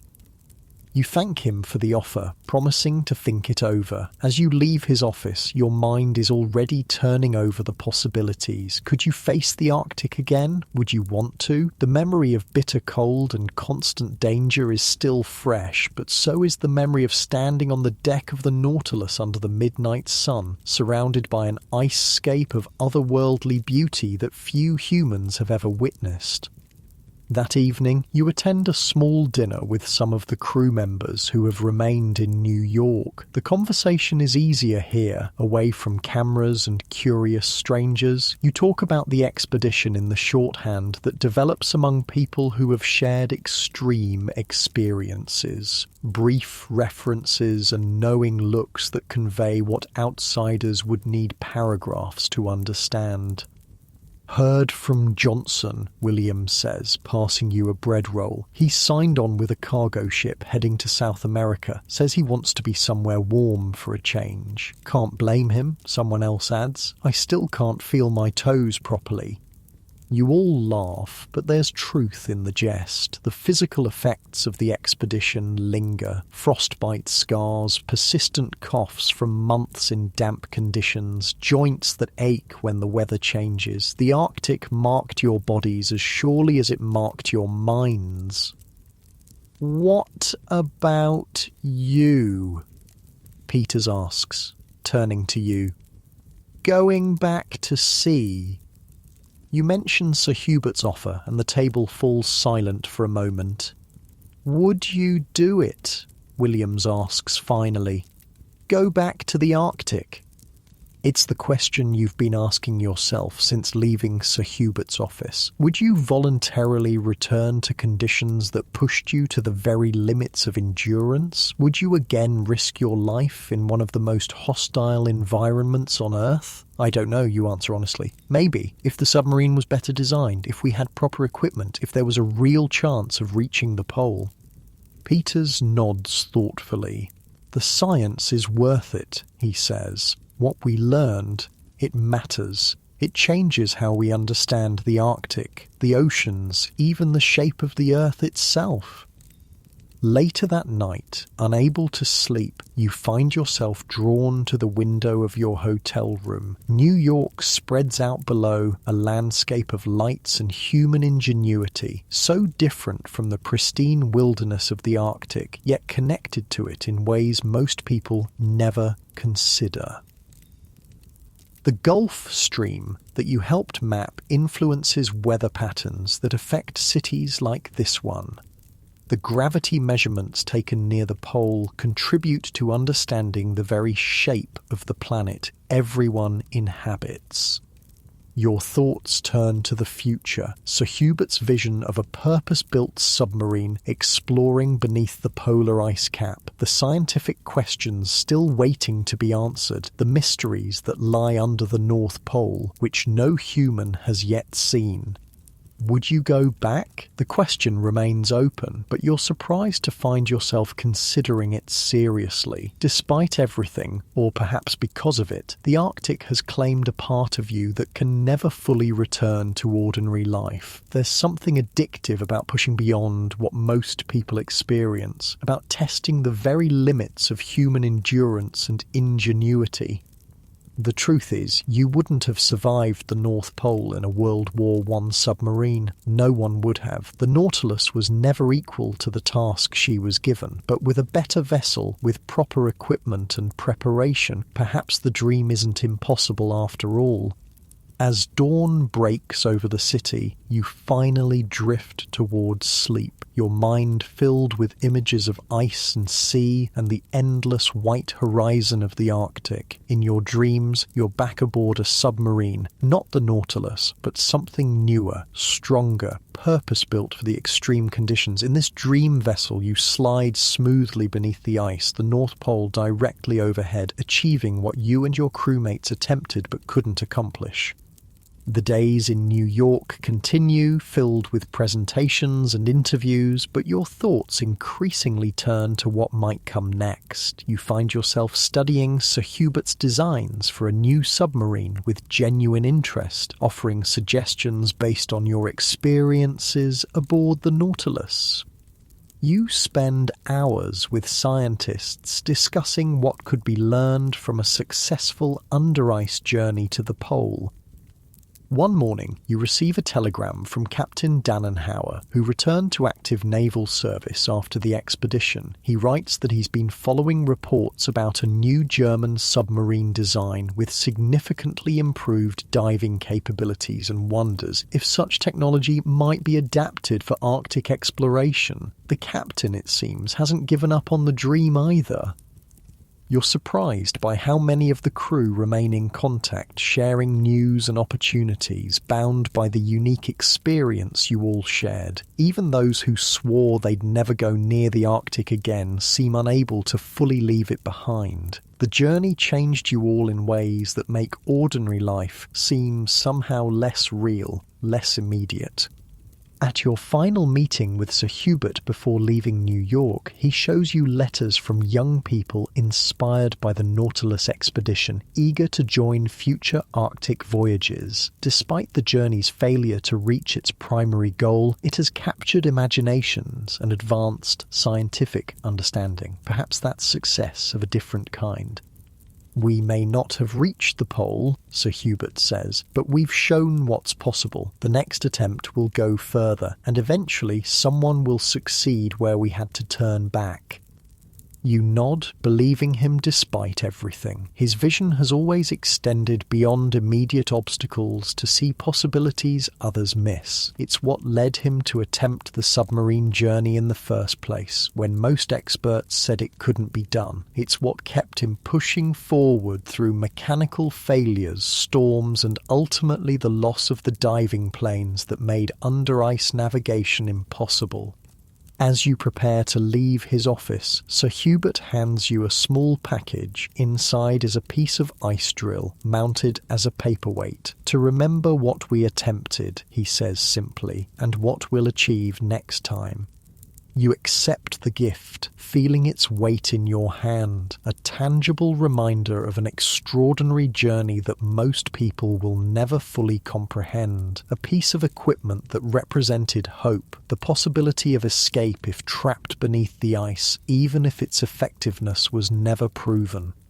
That night, you pack your few belongings, preparing to leave New York the following day. The paperweight goes into your bag, wrapped carefully in a spare shirt. Whatever comes next, whatever you decide about Sir Hubert's offer to join a future expedition, you want to keep this memento of the journey that changed you. Your sleep is deep and dreamless, your body finally beginning to truly recover from the months of cold and strain. When you wake, sunlight streams through the window. Another day, another step away from the Arctic, or perhaps another step toward returning to it with better equipment and greater knowledge. As you dress, you catch your reflection in the mirror and pause, studying the face looking back at you. It's not the same face that joined the Nautilus expedition all those months ago. This face is leaner, with new lines around the eyes and mouth. The eyes themselves seem different too, deeper, having seen things most people never will. The Arctic has marked you, changed you in ways both visible and invisible. You carried ice in your beard and frost on your eyelashes. You felt your lungs burn with cold so intense it seemed to freeze you from the inside out. You endured darkness and claustrophobia, and the knowledge that help was hundreds of miles away if anything went catastrophically wrong. But you also witnessed beauty few have ever seen. The midnight sun casting golden light across endless ice, the eerie blue glow beneath floating ice floes, the strange, graceful dance of jellyfish in waters most humans will never visit, the vast emptiness that somehow fills rather than empties the soul. You close your suitcase, decision made. When Sir Hubert builds his new submarine, properly insulated with reliable engines and effective safety features, you'll be there, not because the first journey was easy or safe, but because it wasn't, because you've seen enough to know what might be possible with the right vessel and proper preparation, because having gone as far as the Nautilus could take you, you want to go further still. The Arctic is waiting, its secrets still largely untouched beneath the ice, and despite everything, or because of it, you want to be among those who discover them. As you check out of the hotel and step onto the busy New York street, your mind is already turning toward the future, not the immediate future of returning to ordinary work and life, but the more distant possibility of another journey north, a better equipped attempt to reach the pole and uncover the mysteries that lie beneath the Arctic ice. You survived the first attempt in a World War I submarine that was never equal to the task it was given. Next time, with a vessel designed for the purpose, perhaps survival won't be the achievement. Perhaps next time, success will be. The calendar on your desk shows October 1937, almost 6 years since the Nautilus expedition. Outside your office window, autumn leaves spiral down to the street below. You've settled into a routine that would have seemed impossible during those frozen months in the Arctic. A steady job with a radio communications company in Boston, a small but comfortable apartment, regular meals that don't consist of beans and hardtack. Your fingers move automatically across the technical drawings spread before you. The company values your expertise with radio equipment in extreme conditions, knowledge gained during those harrowing months aboard the Nautilus. Few people understand how cold affects wiring, how condensation can create short circuits, how equipment that works perfectly in a laboratory might fail completely in sub-zero temperatures. A knock at your door interrupts your concentration. Your secretary enters with a telegram in hand. "Just arrived for you, sir," marked urgent. You thank her and unfold the yellow paper. The message is brief but sends a jolt through you like touching a live wire. From Wilkins: "Stop planning new Arctic submarine expedition. Stop British funding secured. Stop your expertise needed. Stop arriving Boston next week to discuss. Stop." 6 years melts away in an instant. Your heart rate quickens as memories flood back. The scrape of ice against metal, the bone-deep cold that never relented, the claustrophobic quarters where 20 men lived for months on end, but also the midnight sun casting golden light across endless ice, the scientific discoveries that changed our understanding of the Arctic, the camaraderie forged in extreme conditions. Sir Hubert Wilkins has never given up on his dream. In the years since the Nautilus expedition, he's continued his polar explorations, though none as ambitious as attempting to reach the North Pole by submarine. You've stayed loosely in touch, exchanging occasional letters. You know he's been working with Lincoln Ellsworth on Antarctic expeditions, served as a consultant on various Arctic projects, and continued to promote the scientific value of polar research. You assumed his submarine ambitions had been set aside after the Nautilus. Apparently not. The rest of your workday passes in a fog of distraction. Your mind keeps returning to the Arctic, not just the hardships which time has somewhat softened in your memory, but the sense of purpose, of being part of something genuinely historic. Your current work is respectable, comfortable, secure, and sometimes you find yourself staring out the window, wondering if this is all there is.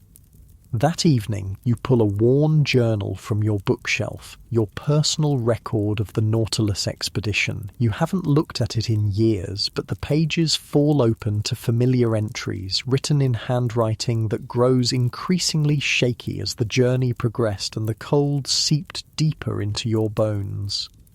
October 15th, 1931. Third day of repairs in Bergen. Still no replacement parts. Morale low. Wilkins alone seems undeterred. Sometimes I wonder if he's mad or merely sees possibilities the rest of us can't. November 2nd, 1931. Temperature inside the submarine dropped to 28 degrees last night.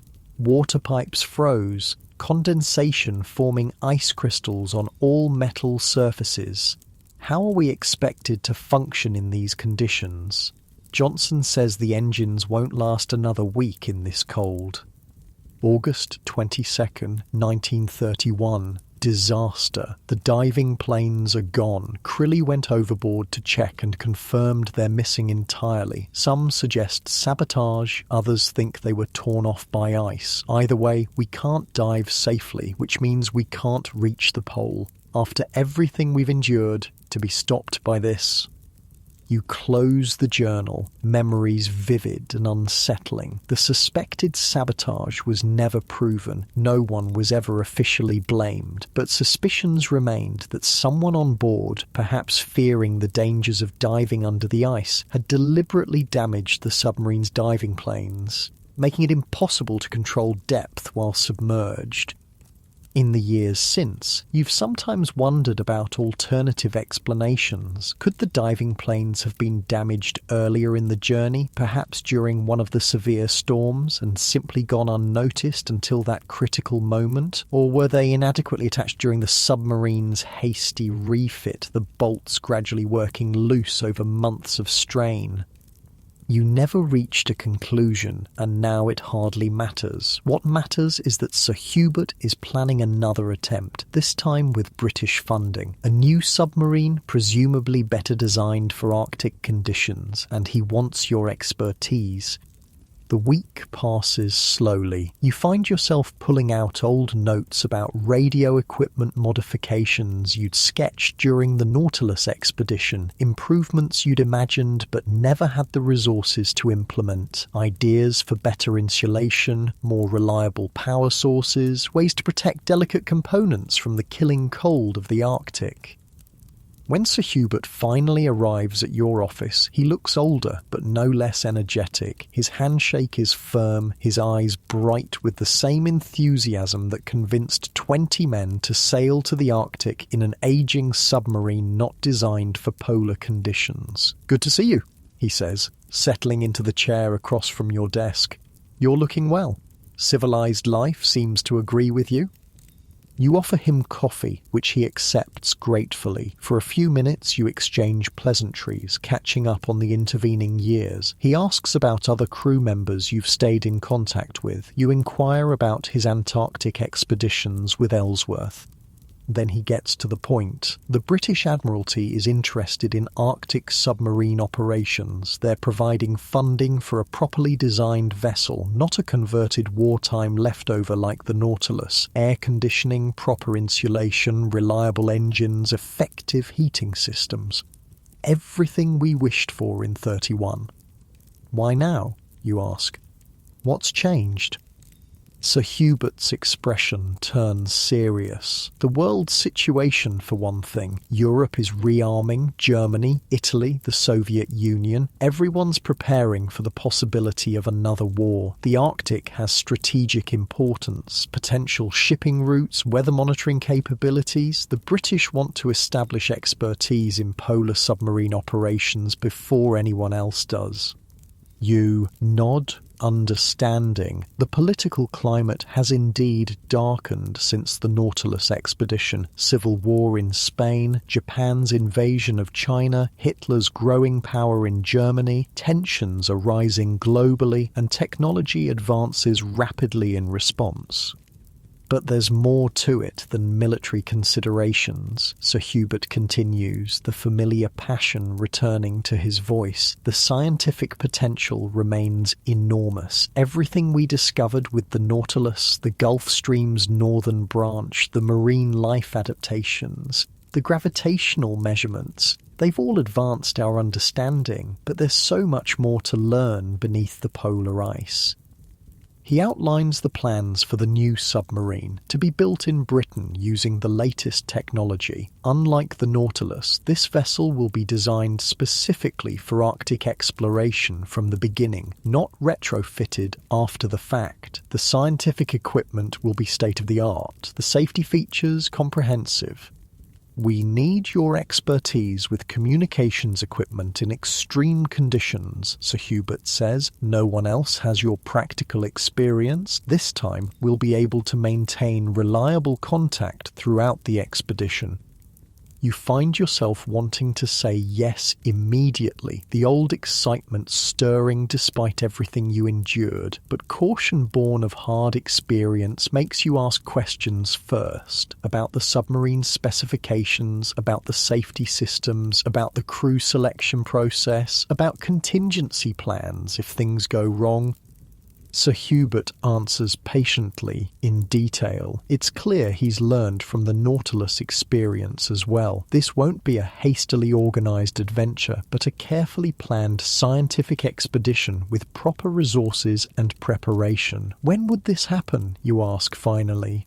Construction starts early next year, sea trials in late 38, the Arctic attempt in summer 39, when ice conditions are most favourable.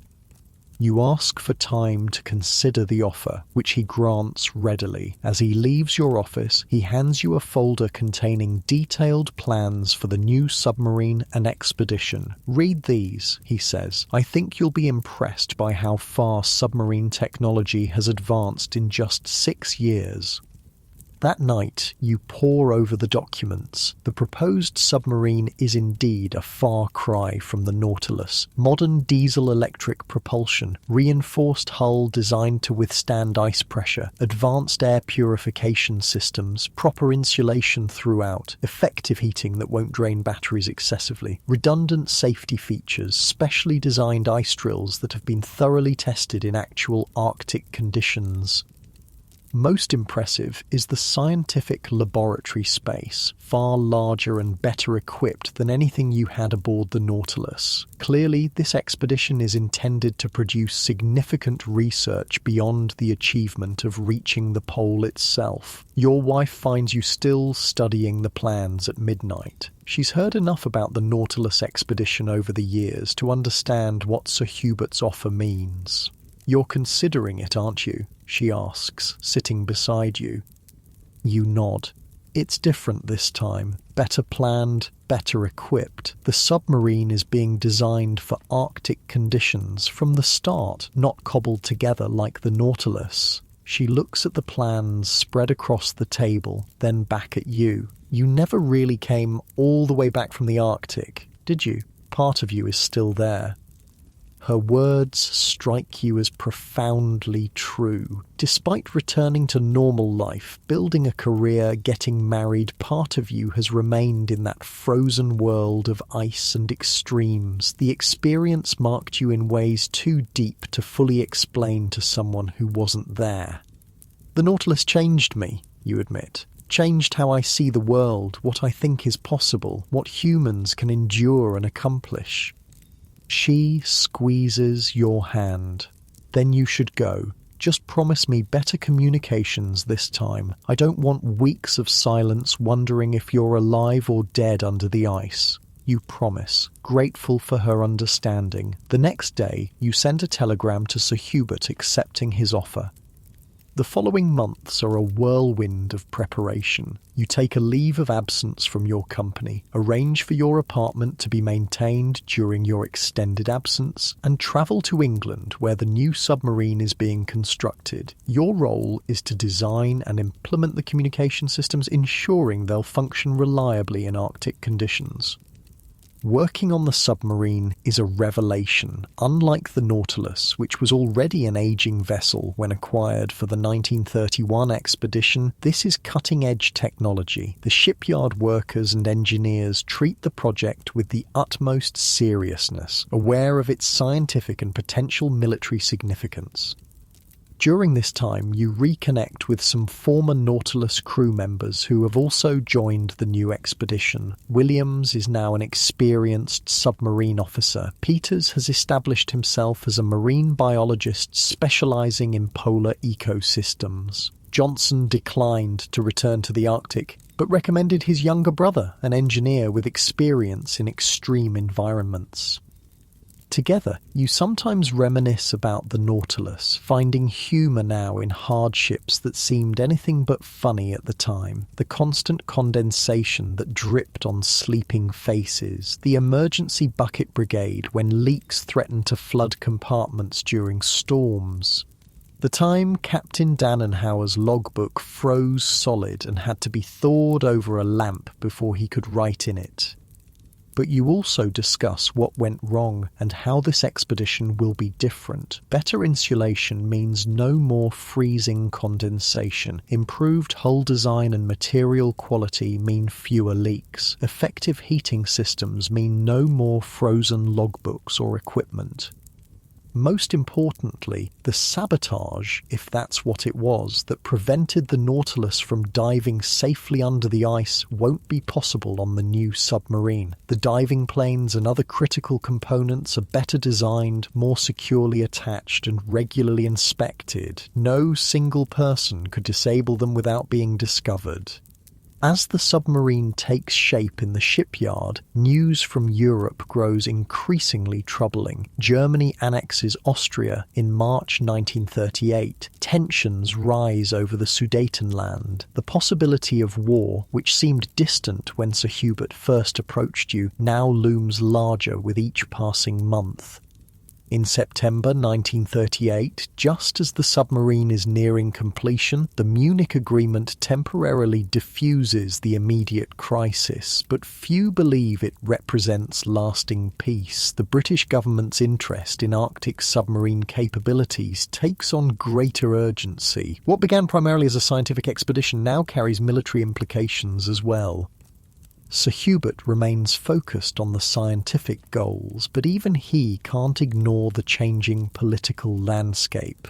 If war comes, he tells you during one planning session, knowledge of Arctic conditions will be strategically valuable. The northern sea routes could become vital if traditional shipping lanes are threatened. The submarine undergoes sea trials in the North Sea during the winter of 1938 to 39. You're aboard for these tests, monitoring the communications systems in cold weather conditions. The vessel performs admirably. The heating systems maintain comfortable temperatures despite freezing conditions outside. The reinforced hull handles rough seas with ease. The diesel-electric propulsion system proves reliable and quieter than the Nautilus's engines ever were.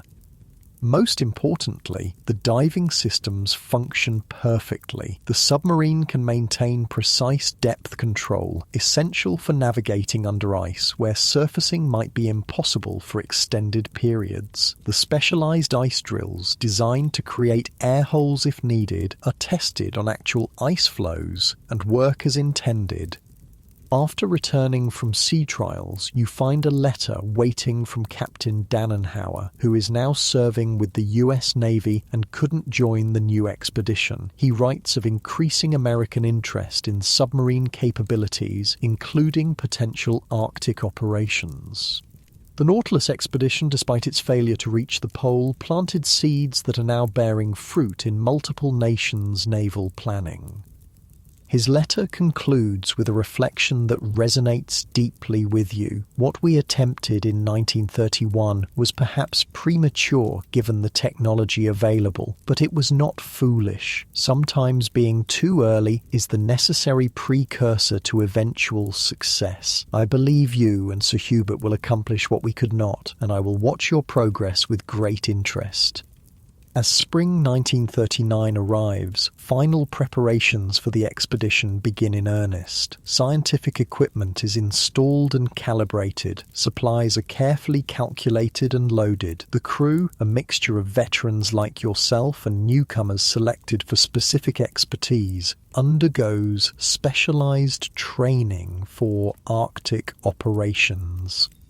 Then, in late April, an unexpected message arrives from the Admiralty. Due to the deteriorating international situation, the expedition is being postponed indefinitely. The submarine may be needed for defense purposes if hostilities break out. Scientific exploration, however valuable, must take second place to national security. Sir Hubert argues passionately against the postponement. He points out that summer offers the best ice conditions, that all preparations are complete, that delaying now wastes months of work and planning, but the decision stands. The Arctic will have to wait. The disappointment is profound. You had mentally prepared yourself to return to the extreme conditions of the far north, to face the challenges and dangers of under-ice navigation. Now, with everything ready, the expedition is suddenly on hold with no clear timeline for resumption. This isn't a cancellation, Sir Hubert insists when you meet to discuss the situation. Only a delay. Once the European situation stabilizes, we'll proceed as planned. But events move rapidly. Germany invades Poland on September 1st, 1939. Britain and France declare war 2 days later. World War II begins, and with it, any hope of conducting the Arctic expedition in the near future evaporates. The submarine you helped prepare for scientific exploration is commissioned into the Royal Navy for war service. Its reinforced hull and extended range make it well suited for combat operations, though its specialised Arctic features go unused. You watch it depart for its first war patrol with mixed emotions, pride in having contributed to its capabilities, regret that its primary purpose has been diverted. You return to the United States, resuming your civilian work with a deeper appreciation for its stability and safety. The knowledge gained from the Nautilus expedition and the preparations for the British venture prove valuable in designing communications equipment for military applications as America begins its own rearmament program. Throughout the war years, you maintain correspondence with Sir Hubert and other former expedition members who are scattered across various military and civilian roles. Sir Hubert himself serves as a consultant to the Australian and American military, his Arctic expertise finding new applications in wartime planning. In your letters, you sometimes speculate about what might have been, how close you came to making a second attempt on the North Pole, how the technology was finally adequate to the task. Sir Hubert never loses his optimism, writing in 1943, "When this war ends, exploration will resume." The Arctic remains largely unknown beneath its ice. Someday, someone will succeed where we had to turn back. As the war progresses, you occasionally hear rumours of German and Soviet interest in Arctic submarine operations. The strategic importance that Sir Hubert predicted has become reality, though in a context none of you anticipated when planning peaceful scientific exploration. In 1945, with the war's end, you wonder briefly if the British expedition might be revived, but the economic realities of post-war reconstruction make such expensive scientific ventures unlikely. The submarine that would have carried you to the North Pole has served throughout the conflict, and is now outdated compared to newer designs developed during the war years. Life moves forward. Your career advances. You have children who grow up hearing stories of the Arctic that seem as fantastical to them as tales of distant planets. The Nautilus expedition recedes in public memory, becoming a footnote in the history of polar exploration rather than the groundbreaking achievement Sir Hubert had envisioned. Then, in 1954, you receive a letter from Sir Hubert, now in his late 60s but still actively involved in scientific and exploration circles. He writes of a new American submarine under construction, the world's first nuclear-powered vessel, coincidentally also named Nautilus. The USS Nautilus will have capabilities far beyond anything you could have imagined in 1931 or even 1939. This vessel could truly reach the North Pole, Sir Hubert writes. No need to surface for air, no batteries to drain, unlimited range. The technology has finally caught up with our vision. You follow the USS Nautilus's development with keen interest. When she's commissioned in 1954, you attend the ceremony as Sir Hubert's guest. The contrast between this sleek, powerful vessel and the converted World War I submarine that carried you into the Arctic is staggering. This is truly a machine designed to conquer the under-ice environment that defeated your expedition. At the reception following the commissioning, you meet some of the officers who will serve aboard the nuclear submarine. They're aware of the 1931 expedition and full of questions about the challenges of Arctic operations. You find yourself in the unfamiliar role of elder statesman, sharing hard-won knowledge with a new generation of explorers. One young officer asks what you consider the greatest lesson from the Nautilus expedition. You think carefully before answering. Respect the Arctic, but don't fear it, you finally say. We went north in a vessel utterly inadequate for the conditions, with technology that wasn't ready for what we were attempting. We failed to reach the pole, but we survived. We collected valuable scientific data. We proved submarine operations in the Arctic were possible, if difficult. Most importantly, we learned what would be needed for future success. You don't tell them about the nights when you lay awake in your bunk aboard the Nautilus, listening to ice scrape against the hull and wondering if it would hold, or the times when temperatures dropped so low that equipment froze solid and your breath turned to ice crystals in your beard. Or the moment when you learned the diving planes were gone and with them any hope of reaching the pole. Those experiences belong to you and the others who were there. What matters now is that the knowledge gained, the lessons learned, will help this new generation succeed where yours had to turn back.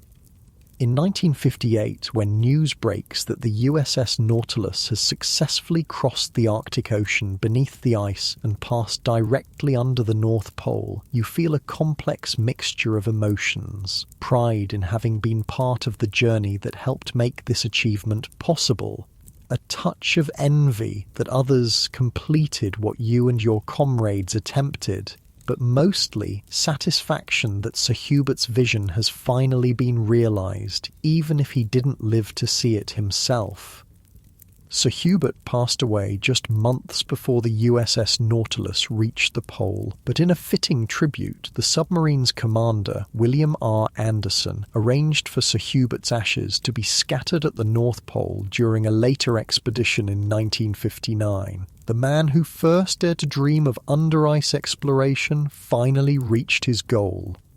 That night, you pull out your old journal from the 1931 expedition. The yellowed pages and faded ink testify to the passage of years, but the experiences recorded remain vivid in your memory. You turn to the final entry, written after the Nautilus was scuttled in the Norwegian fjord.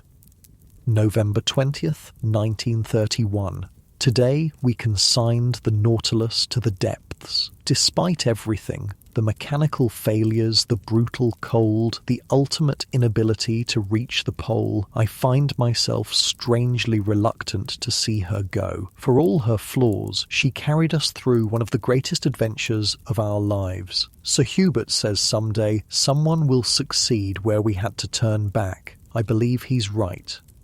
And when they do, perhaps they'll remember those who tried first, who showed what was possible and what remained to be overcome.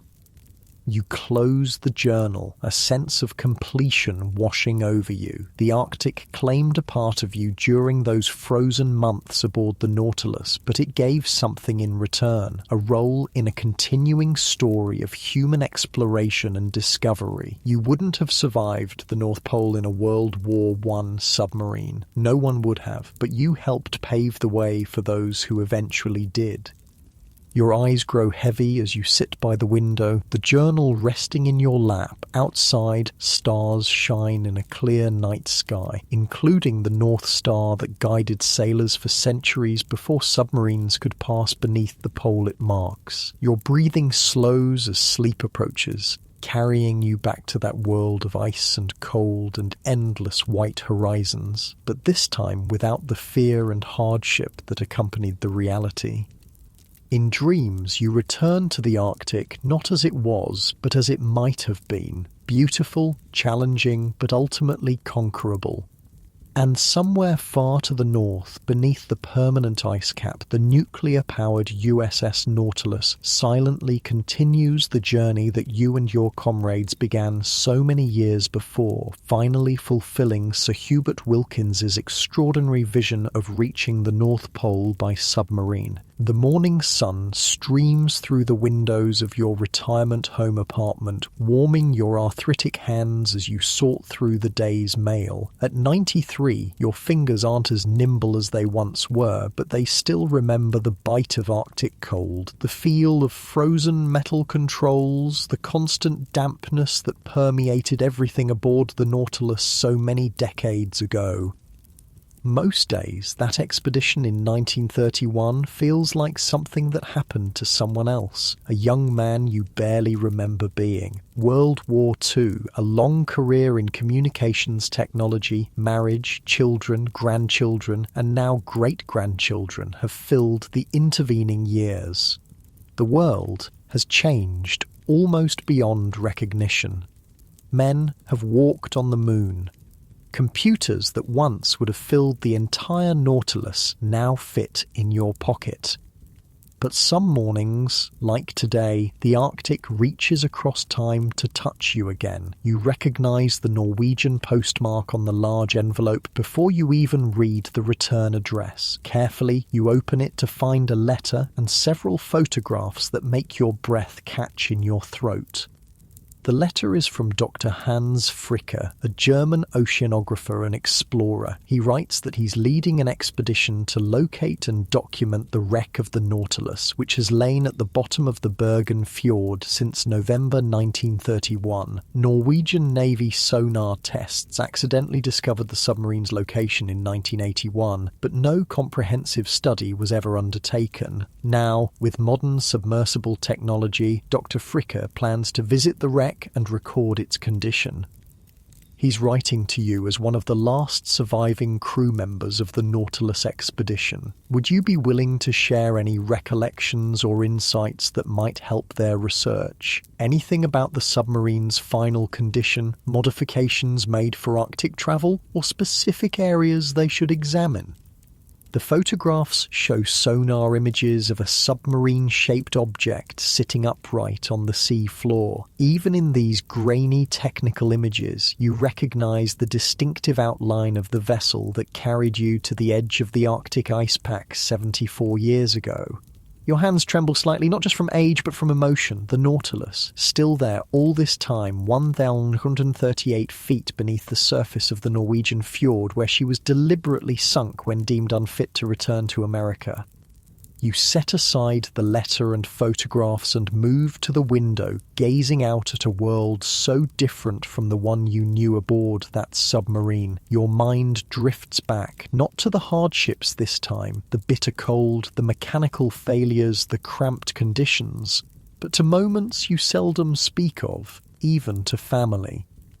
You remember standing on the deck during a rare calm day, watching the midnight sun cast golden light across ice floes that stretched to the horizon, the air so clear it made your lungs ache, the silence so profound you could hear your own heartbeat, the beauty so overwhelming it brought tears to your eyes despite the freezing temperature that immediately turned them to ice on your cheeks.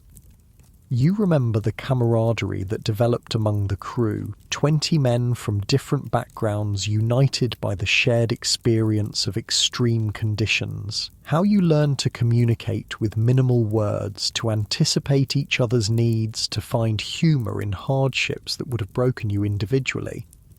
You remember the scientific work that gave purpose to the journey even after it became clear you wouldn't reach the pole, the careful collection of water samples from different depths, the plankton nets gathering microscopic life forms from the Arctic Ocean, the gravity measurements that helped confirm the Earth's shape, work that added to human knowledge even as the primary goal remained elusive.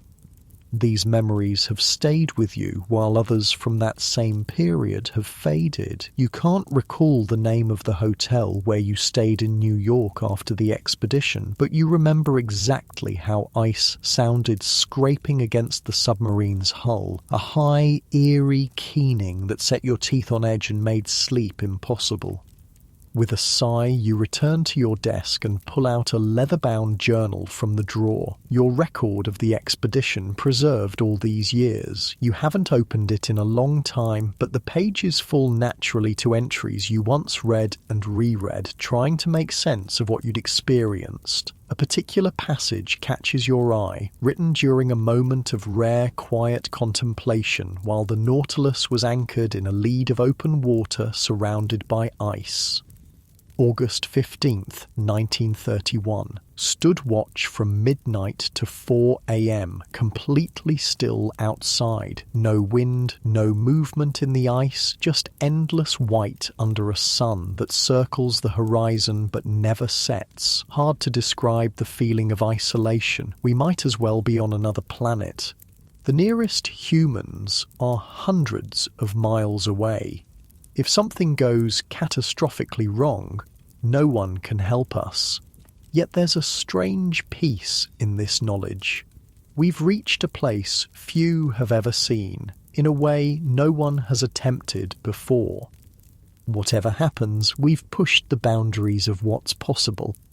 Those words still resonate across the decades. You've lived a full life since then, fought in a war, built a career, raised a family, but nothing ever quite matched the intensity of those months aboard the Nautilus, pushing into one of Earth's last frontiers in a vessel barely adequate for the journey.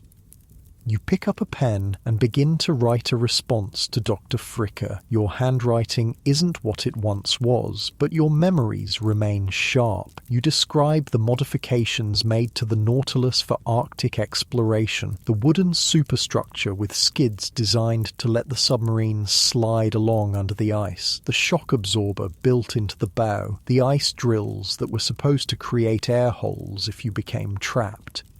You explain the layout of the submarine as you remember it, noting areas that might be of particular interest. The diving chamber converted from the torpedo room, the control room where Captain Dannenhauer stood for hours navigating through treacherous waters, the engine room that was always problematically warmer than the rest of the freezing vessel.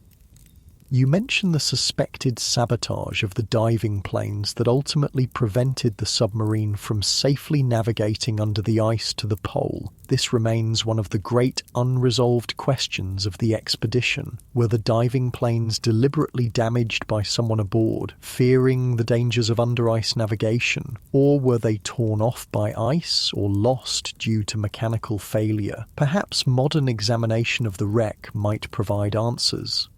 You write for hours, surprised by how readily the details come back, the specific equipment used for scientific measurements, the modifications made to radio apparatus to function in extreme cold, the heating system that proved woefully inadequate for Arctic conditions.